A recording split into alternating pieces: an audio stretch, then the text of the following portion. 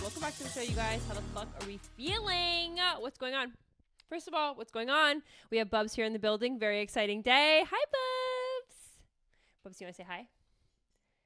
Bubsy. Bubsy. Okay, if you're watching on video, you saw a day in the life of Samantha. Okay, great. Hi, guys. Okay, let me just, do I want to tell you what's going on in my life, or do I want to just dive in? No, I'll tell you what's going on in my life. I wasn't supposed to record today, but today's Friday. So then I was like, no, I do have to record today. But if you guys know, if you listen to Wednesday's episode, you're like, oh, that one came out on a Thursday, or she recorded that on a Thursday. Correct. So I am recording back-to-back days. We'll see what the vibes are. I feel like maybe it'll be a good episode because like I got all of my like shitty thoughts out yesterday. Not that any of our thoughts are shitty, right? Acceptance mindset, neutral view, but I mean, real talk, come on. Today's episode, I want to chit chat about 90 Day Fiance because I promised you I would. I want to talk about self-validation, and then we're going to dive in talking about, oh wait, I just have a story. I have a story.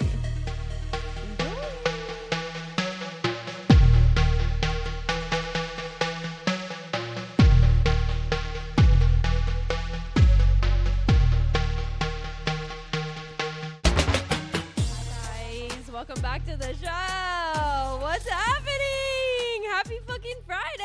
What's going on, guys? I'm back. I'm feeling, honestly, since yesterday, way better. What's changed, Stephanie?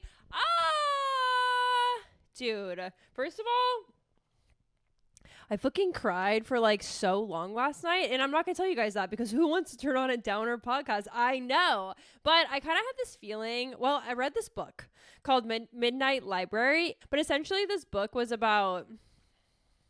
This is so unlike me to talk about a book and not a reality show. I'm like, it's a lot easier to talk about Summer House.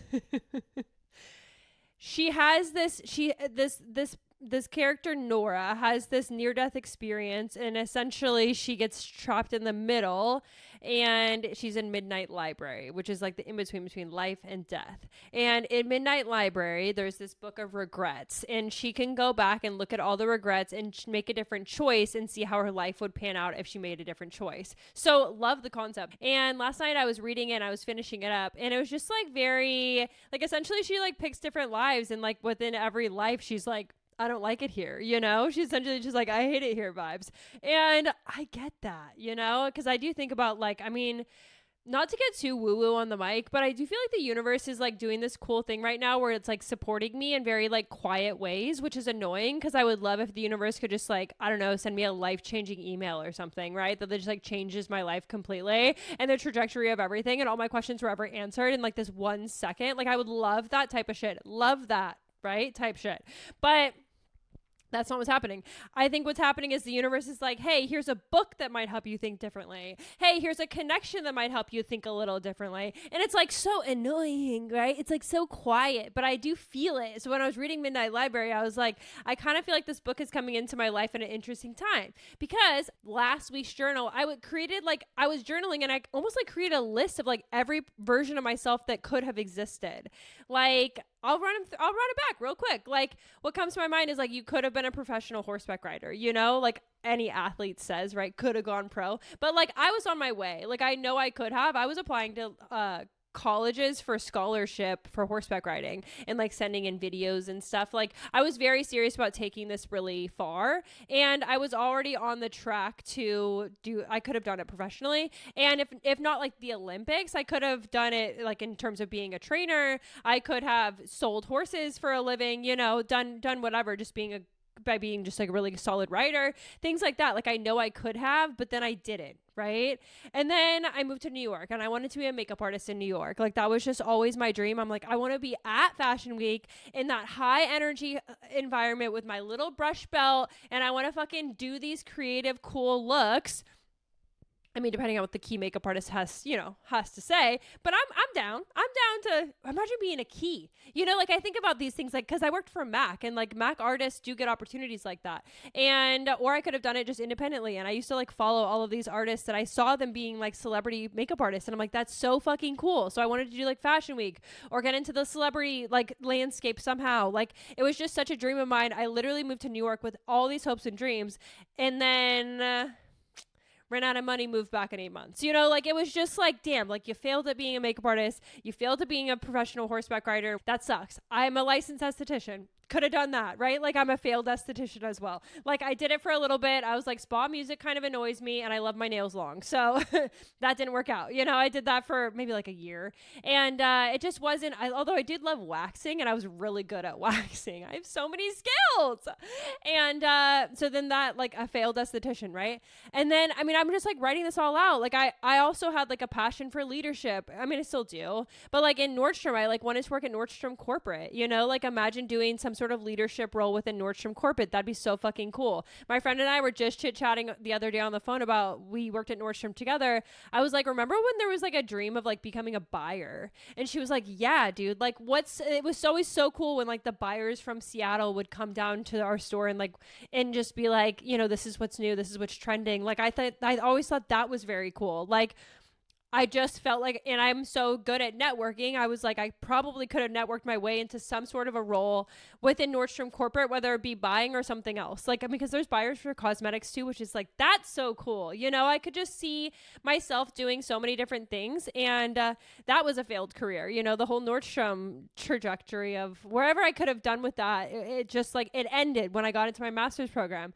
And, in that the nonprofits I worked at, I probably could have worked my way. No, I definitely could have worked my way into like another role that was like non-clinical. I could have done like training and development. You know, I just like think about that. I could see myself being like a COO of like a nonprofit. Like I had this really cool mentor. She hates me now, but don't they all? So I had this really cool mentor at one of the nonprofits I worked at. And I remember like always telling everyone around me, that's the job I want, you know, to manage the leadership. Like, I know I can do that to be like a face of an organization. I know I have that in me. And I just like connected with that COO so much. So I just like, I know the ways in which I had so many opportunities and then I quit. And my mom had just died. In my defense, I was grieving. But I feel like I fucked that up. I fumbled that bag, you know, to have a job that really would do anything to keep you. I fumbled that bag. So I ended up in that nonprofit that laid me off after that. Like, it didn't get better.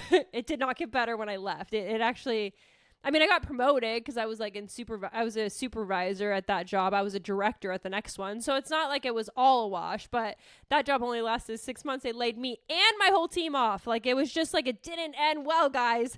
And then I became a private practice therapist and then closed the business. Like, I'm journaling about all of this and like, how many jobs did I just list? Like, horseback rider, makeup artist, esthetician, therapist. Like, there's just so many things that I know I could have done. And then just to sit here and be like, but what's next feels like shit. So I have, and okay, I'm not a regret girly. I'm really not. Like, if people always ask me, like, what's your biggest regret? I'm like, zero, zilch, none. Like, I don't have that. I don't have it in me because I have a really good way of like I have an ability to zoom out and see the bigger picture of it all. So I'm like, what's a regret? Like, to me, you just can't live like that because everything happened. Like, it just is this way, you know? But I do try to like, lately I've been feeling that, which is weird because I was like journaling the other day and I never talk about regret. I just never do. But then I was like, as I was looking at all these jobs that I could have had, these lives that I could have lived, I did start feeling like, do I have regret? Like, I've always been that bitch. It's like, it's not happened to me though. And now what? What, Stephanie? Now what? What's that? I'm sorry, Stephanie. What was that? Did you just say you have a little bit of regret? And it's my first time in my life feeling like that. This morning in yoga, I was like, am I going through a midlife crisis? Not me being impacted like all the straight white men that buy the red Corvettes at 45. Not me acting like that at 34. I mean, I'm not buying a Corvette. And I think convertibles are really lame if we were going to go the red convertible route that some straight white men in their mid 40s be doing. There's a guy that always drives down my street in a red car, and I'm always just like, I wonder how he's doing. How's his emotional well-being, Steve? Be honest. And I kind of feel like low key, that's just like sort of what I'm going through. So I don't know what the feeling is, and regret doesn't really stick, but I am feeling kind of weird lately. And you guys know, you guys have been listening. So I opened up Midnight Library, started it earlier this week, and I was like, I feel like, okay, not to get too woo-woo, but I do feel like the universe is like low-key, stick with me, speaking to me. Like, stick with me. I know. No, I know how it sounds. And it was about Nora, who's the main character, and she's just experiencing really challenging experiences right before she has a near-death experience. And she wakes up at Midnight Library, and and then Mrs. Elm is there, who she's like this librarian from when Nora was a kid. And also Nora's parents are dead, so hi. Okay, is this book about me? And she's essentially going through her book of regrets and just like picks a regret of like she was going to be a scientist and like work with like study glaciers. And that was like always very interesting to her. So she's like going through the book and she's like, I regret not following through on my dream to be a scientist. What would life have looked like if I did that? And she like goes, not to spoil this, but to spoil it a little bit, she like goes into that life. Essentially, they open the book and she transports herself and she wakes up on this boat and she's freezing cold when she wakes up. There's like a bottle of vodka next to her, which I was already like, uh-oh. And she's like in the middle of nowhere. She like gets like, I think she's in Antarctica or something like that. She like gets off the boat and they're like, okay, like, and she wakes up and doesn't really know anything from that life. She kind of has to just like integrate herself slowly. And essentially, long story short, she like almost gets attacked by a polar bear. And as it's happening, as like she's almost getting attacked, she has this feeling of like, no, I do actually want to live, because maybe this will be actually a spoiler. She wanted to die before. And the concept just felt so real. You know, like we do, if there's too many options, if you're faced with all your regrets, it is very normal, I do believe, to just like give up, you know, never mind. Like I've actually done so much wrong. I don't even know where I took my last wrong turn, but there's been so many wrong turns that like, I don't want to be here anymore. You know, like I get that line of thinking. And,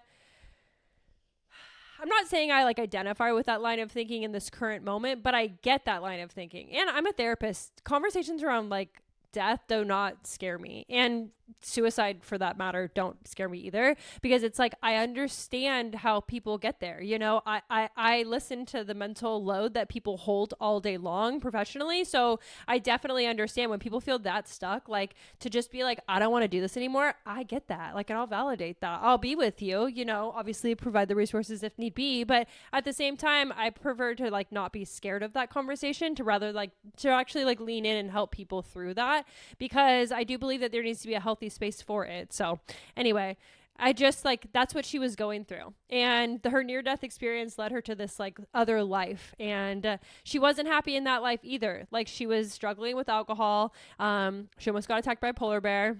The dude that she like makes out with, she ends up like not liking him. And then when she feels disappointment, that's what sends her back to the library. So she like felt disappointed after she made out with that dude, and she goes back to the library, and then she picks another life. And that's how the book goes on. And the book like shares all of these lives that she could have lived, but all of them are like off in one way, you know, like some of the lives, like her brother isn't alive anymore. And then other ones, her brother is alive. And then some of the lives, I think all the lives her parents were dead though.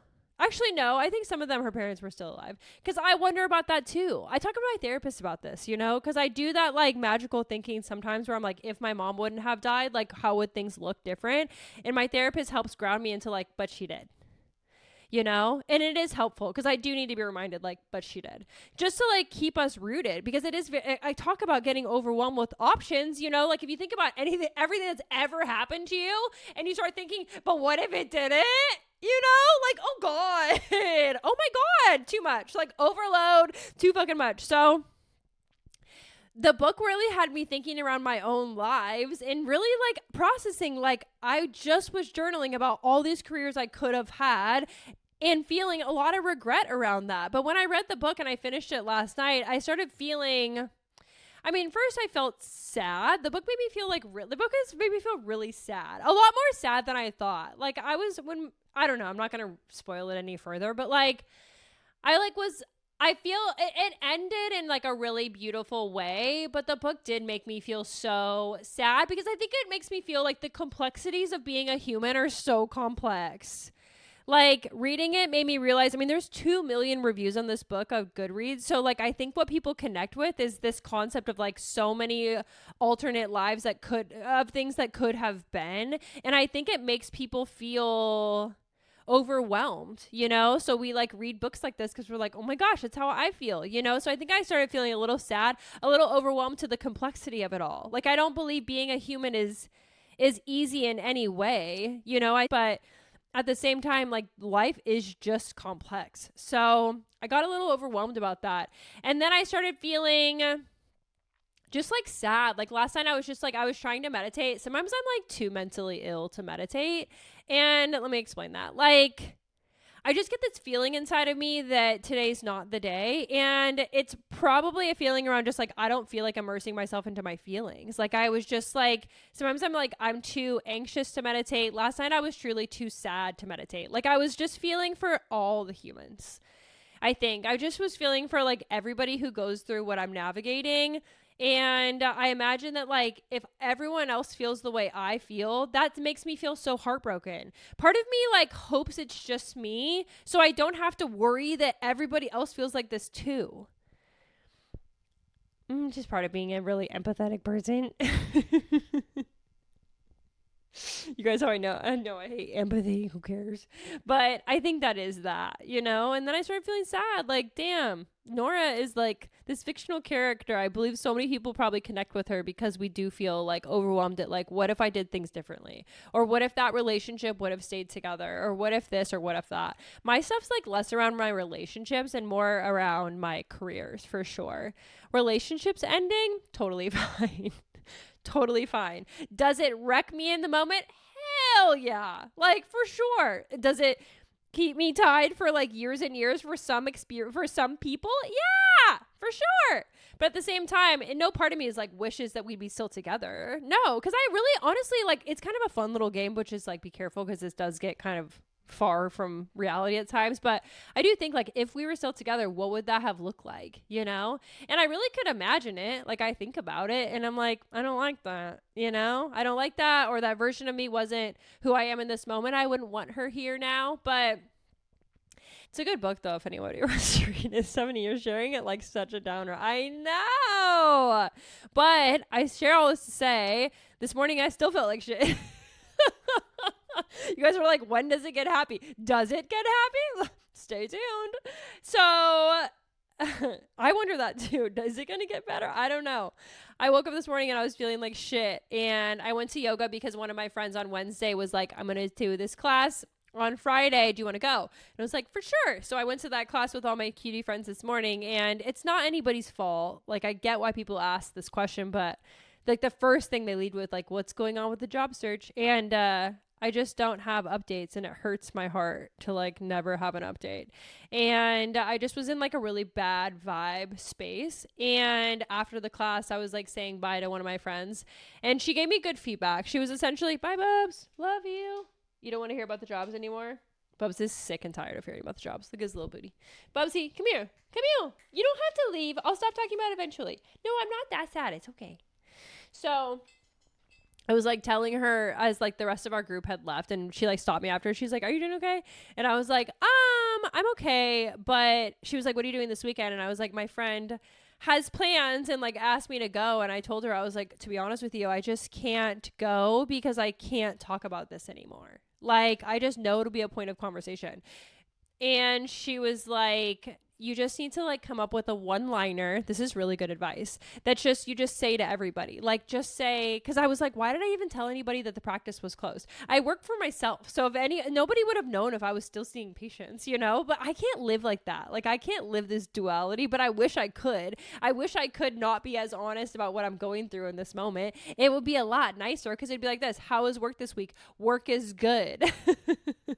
It would be that fucking simple. But instead, it's like, Stephanie, what's going on with the job hunt that you told us all about? And I'm like, oh God, Stephanie, you did this to yourself. So I told her, I was like, I can't, like, I don't even want to go because I don't want to explain myself. And she was like, just come up with like a one-liner that just explains what you're doing. And in my defense, because I was like, do I just lie? And she was like, no, it's just say what's true. And she was like, what's true is that you're meeting with consultants. Because all week long I'm proud of myself.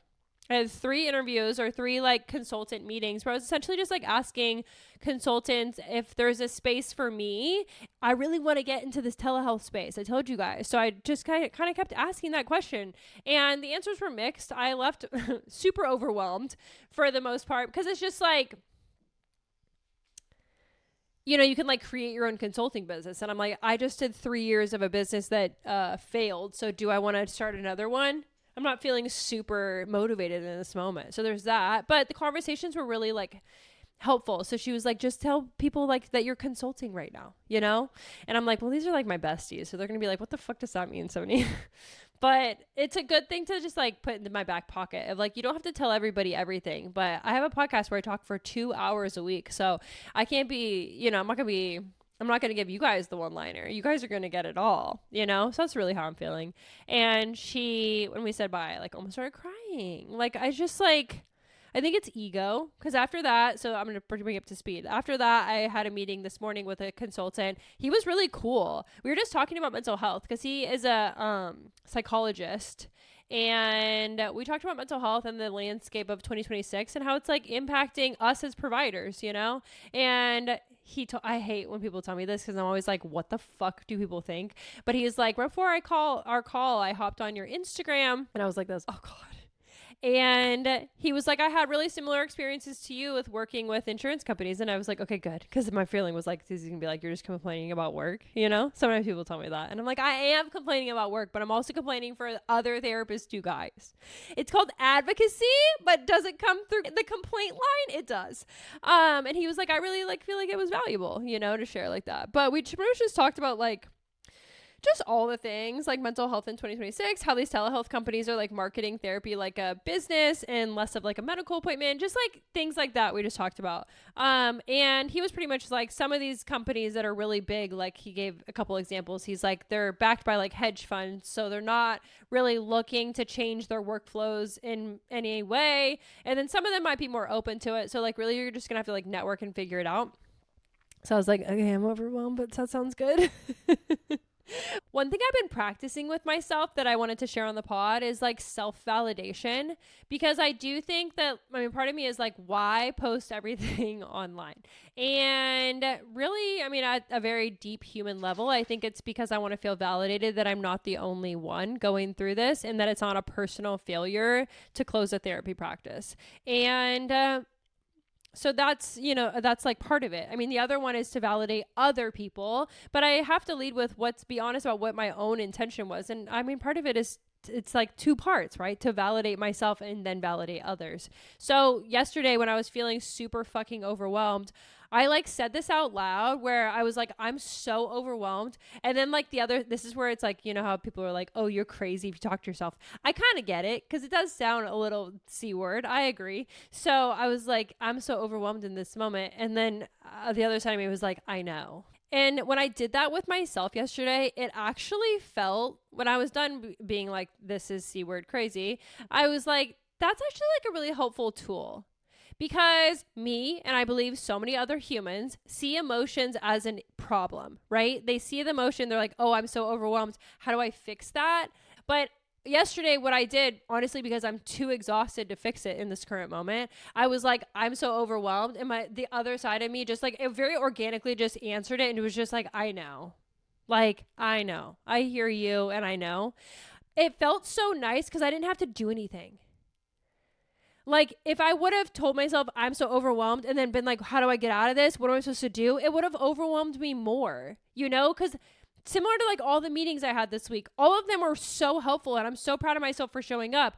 After all those meetings, I did leave feeling, I have a list of to-dos. I have books to read. I have framework to learn. I have networks to network in. You know, it's like, oh my fuck. Like I was overwhelmed at the start of this and now I'm overwhelmed even more. And it's like to have answers to things at times I talk about this online, but like it really overwhelms me. You know, like when I used to post content about insurance companies suck, everyone came into the chat with their own ideas. You should partner with Rula. You should go under Headway. You should just do cash pay. Look about joining a union. I'm like, bitch, I'm not joining a fucking, what the fuck is a union? It sounds like it involves paperwork. I already am so overwhelmed with my emails. I have a fucking clawback letter sitting right here that I haven't fucking paid back yet. I have to fucking, what's it called where you have to update your provider shit every 90 days? What the fuck is that called? Reattest?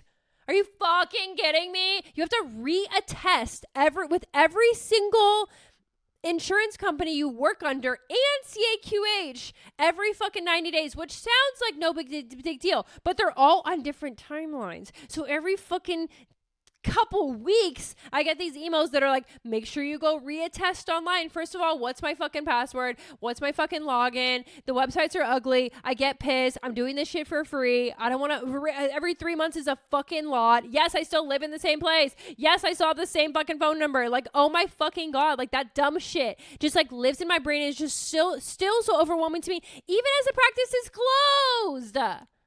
Like, obviously, this job's stressing me the fuck out, and I'm not even still doing it. So my overwhelm be overwhelming. And instead of pushing myself to do something about my overwhelm and to solve my career, all my career answers today, I'm just telling myself, I know, I get it, girl. And that's it. Like, the conversation ends there. Because when I think about, as I'm a therapist, right, what do I do with my patients when they tell me that they feel overwhelmed? We talk about all the things they're overwhelmed about. We don't move the mark any further about here's what you need to do. It's overwhelmed about what? Yeah, that does sound overwhelming. You know? So why would I show up for myself in any different way? I believe that those next steps will come in time, and I don't need to, it's good to know about them. It's good to understand that this is the pathway of decreasing the overwhelm on a long term. But in the short term scale, I think my overwhelm is just trying to be validated around just like, hey girl, we're stressed out. And I instead of being right, okay, I know. It's helpful.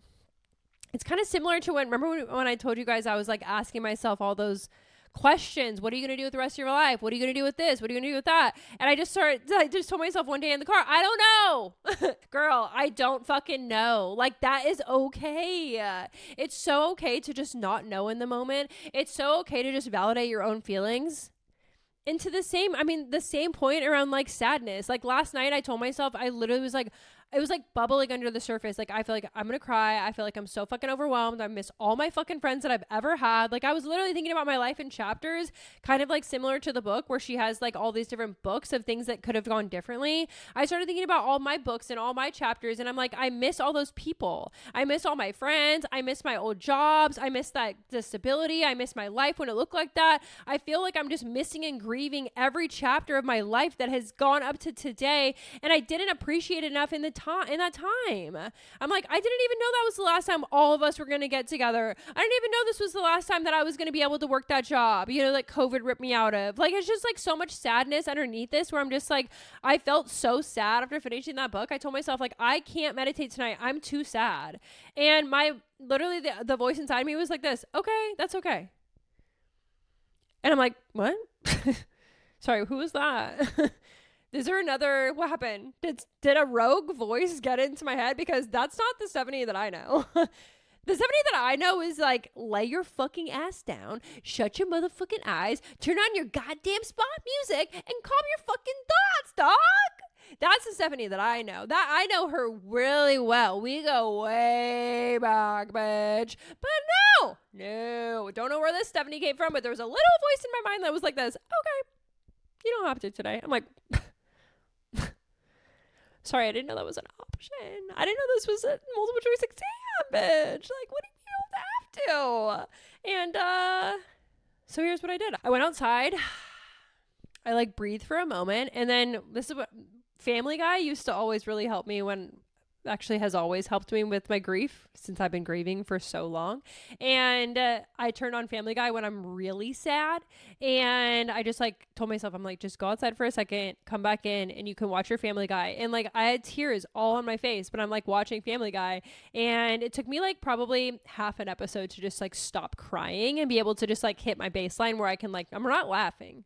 Like, oh no, we're not laughing at the jokes on Family Guy. We're just like watching Family Guy. Like we're just witnessing it. We're just watching Peter Griffin and Lois do their thing, you know, like we're just watching Brian and Stewie chit chat. Like it's just like, I just needed very basic, just like TV just to like numb me a little. And I think the hater in me, the one that wants more for me, you know, I think my parents and me would have pushed me to be like, you should meditate on this. You know, you should really feel these feelings today. But the kind, compassionate side of me was like, she already did, guys. Like she already felt, she cried for an hour. That's long for her, you know? Let's just let her watch Family Guy tonight. And that side won. And I'm giving myself to the compassion to be like, that's okay. You know? So like leading with like, you're overwhelmed. I know. It's okay. Hear you. And then choosing something that was a compassionate choice versus like forcing myself to journal or meditate on it. It wouldn't have helped, you know? Actually, I shouldn't say that. It might have helped.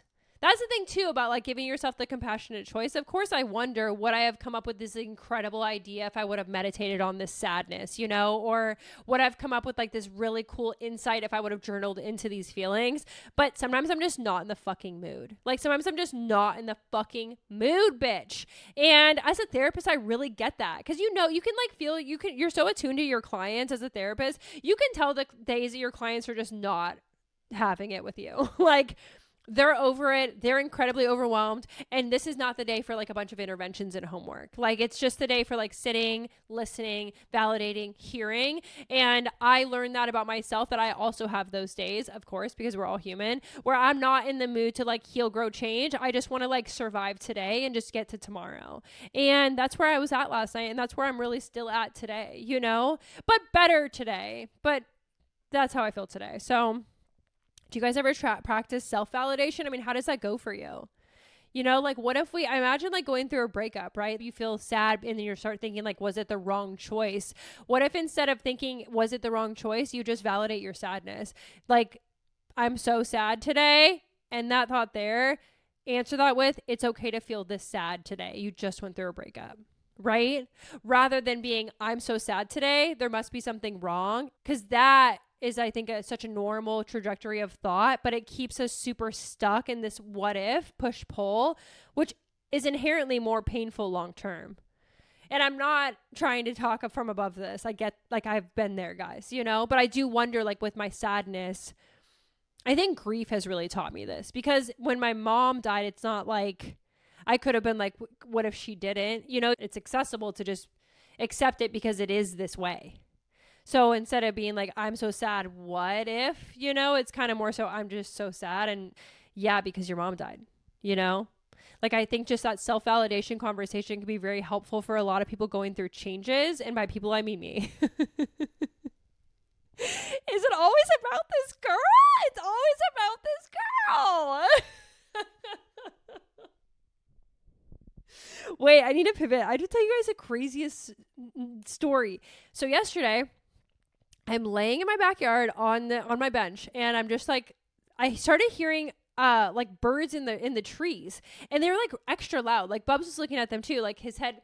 Bubs, my favorite thing Bubs does is he will watch birds, and he like puts his little head up. I feel like you never see dogs looking up. Like I don't know, maybe I'm just like obsessed with Bubs, but he does this cute thing where he like looks up into the sky. Like I see his little eyes like watching birds, and it's so cute. And he was doing that yesterday because these birds were being hella loud, and I was like, Bubs, what's going on? Did you hear those birds? So we're looking up. We don't really see anything. We just hear a lot of like squawking and a lot of like noise. All of a sudden, we see this hawk take out of one of the trees, and then these two black birds chasing it.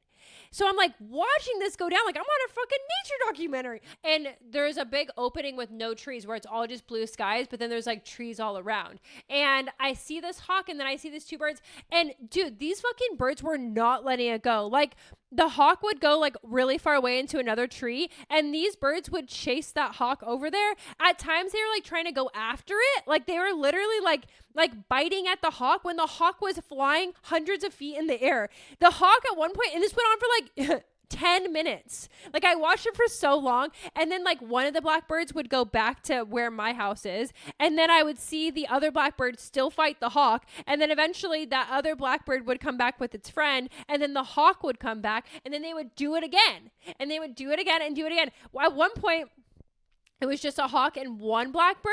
And I like, because I saw the hawk flying around. And then at one point, they were like trying to attack the hawk in the sky. And this hawk starts doing like spin moves, like really fucking fast, like spin moves to try to get the blackbirds away. Oh my God, it was like so cute watching all of them work together. I was like, this is so cool. Like seeing one blackbird take on the hawk by himself. And then I was watching it like, where's the other one? Is he ever going to come out? And then all of a sudden, a couple minutes later, the other one just like takes off from another corner and like goes to help the blackbird. Like they were literally fighting off this hawk, probably from like maybe there's like a bird's nest like behind my house, but it was so fucking cool to like watch them work together. So that was so cutie. And I was also like, okay, life is bigger than my silly little silly goose problems. And there's blackbirds out here fighting for their lives. Hawks are nuts. Any bird of prey, I'm like, that's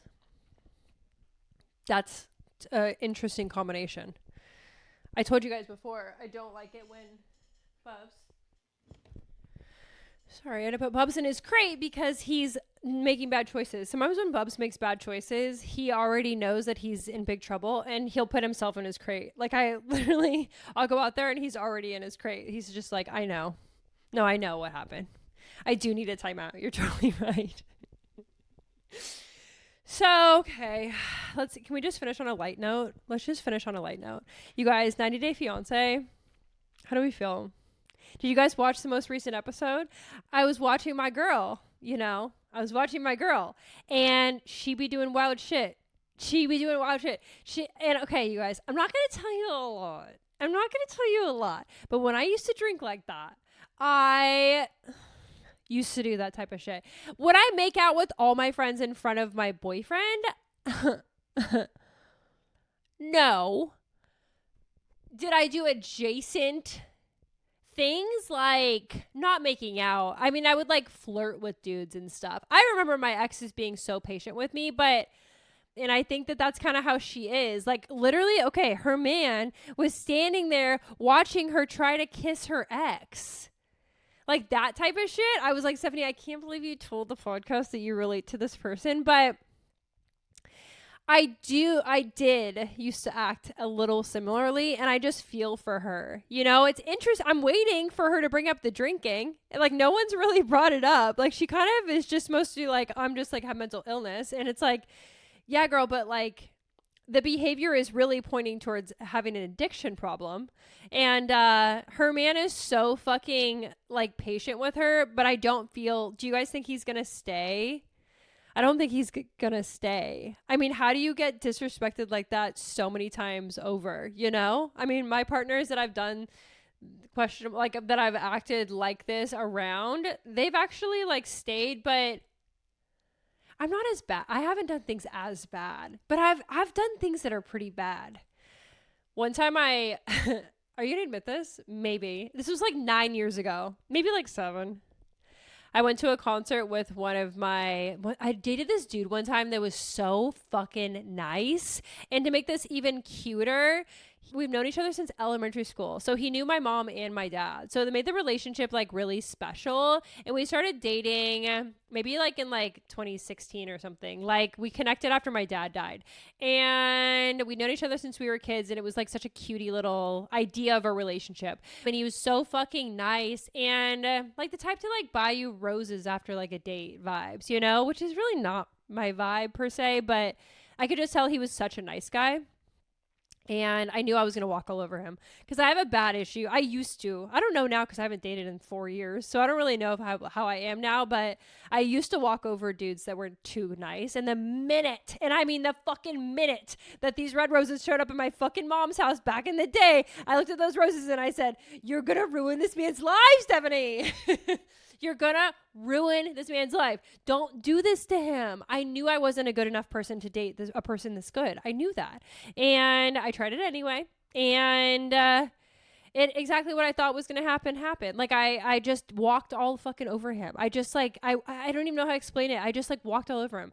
And one night we went to a Thundercat, I'll never forget this shit, concert in San Francisco. I went with my friend and with him. And I got like blackout and I dumped a bottle of water on his head. Why? Good question. In the morning, he was so mad, but because I can walk all over people, or I used to, we're better now, right? Healing, growing, changing. I'm being honest with you guys. Don't come for me, but if you do, I get it. In the morning, because I knew he was going to forgive me because he was this type, he like told me all about it, stayed mad for like 5 fucking minutes. And then I was like, "Do you want to like hang out today?" And he was just like, "I'm on my way over." It's not funny, girl. I know it's not funny. It's just like, ugh. Like, I kind of get the walking all over men thing. And that's kind of what Katie does, you know? Like, it doesn't look good. It is not a good look. And I'm not proud of when I acted like this. I'm not. I mean, it does keep me up. I do think about it. This guy hates me so fucking much. I'm friends with mutual friends because we went to elementary school together. So like lifetime friends with a lot of his mutual friends. He told all those mutual friends to never give, I think maybe he changed his number or maybe the same number, but I like wouldn't stop reaching out because like every couple of years I'd be like, "Oh my God, remember that one nice guy that you dated? Like maybe try dating that guy again." So I kept like drawing him back in, putting him back out, drawing him back in, putting him back out, push, pull, being a fucking unstable bitch. Truly. He told all of our mutual friends to not tell, to not tell me where he lives. Which I've never been the type to show up anywhere. I've never, not once, like shown up. I'm not even, but I think he's like acting extra dramatic because he's extra hurt by me acting like an extra asshole. So I get it. And I think he blocked my number. Should I try? Stephanie? No. But it's hard because it's like, he's like the only nice one, you know? Like I don't have many nice exes.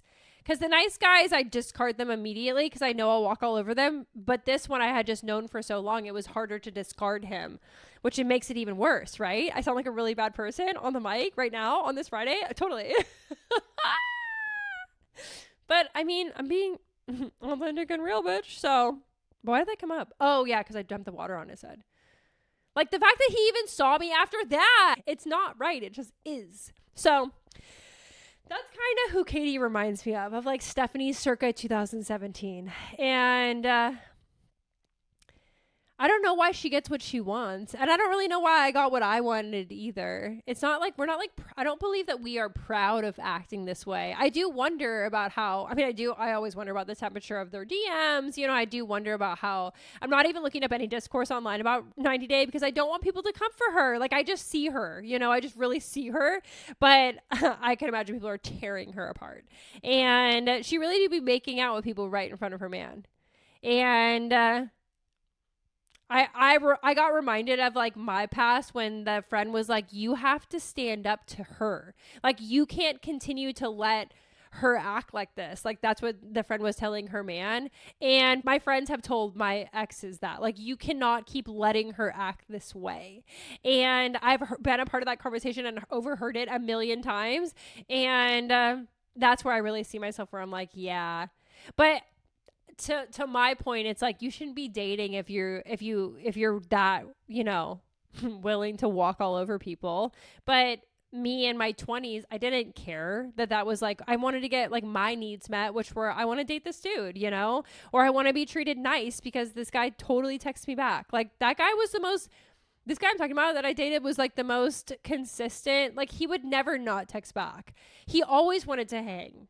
you know? And sometimes when you have a bunch of like unhealthy relationships, that sounds so nice to you. But then for me, like it would always just get so boring. And even to this day, I can see the type of men that I will ruin their lives. Like I can see it from a mile away, and I won't date men like that anymore. Like I just I can pick it up on a first date vibe. Like I need to know if you're gonna like be like that. Not that I mean, have I changed though? If you get honestly, I'm gonna be the most realist on the track, and then I'll let you guys go. Like I don't know, because I haven't dated someone super nice, because I don't even let it go past the first date. If I let it go past the first date, would I continue to walk over men? I might. Because I do think part of it is like, I'm like looking for them. This is the toxicity in me, and this is toxic. I agree. But it's like, I'm like looking for them to like, not put me in my place, but put me in my place. I'm not proud to say that. Sorry. Yeah, that's how I feel. Like when they don't give me that like directness, I'm kind of like, so then you want me to just run the show, and ain't nobody gonna see that because your head's about to get wet. At this motherfucking Thundercat fucking concert, dude. He invited me too. He invited me to that. My friend was like, you were a wreck last night in the morning. I'll never forget it. Because I woke up and she was at my house, and I was like, where is so-and-so? And she was like, well, so-and-so left last night. I was like, why? She said, you don't remember? I said, the worst thing to ever be asked in the history of questions if you struggle with alcohol. And I was like, no. And she said, you dumped a whole bottle of water on his head. Because he was trying, what was he trying to do? He was trying to be nice. What did he do? He bought me a water so I could drink water, and it ended up, thank you, on his head. So that's what's new with me. I love you guys so fucking much. Thanks for listening to this episode. Happy fucking Friday. I hope you have a fantastic weekend. Bye. Bubba says bye to you from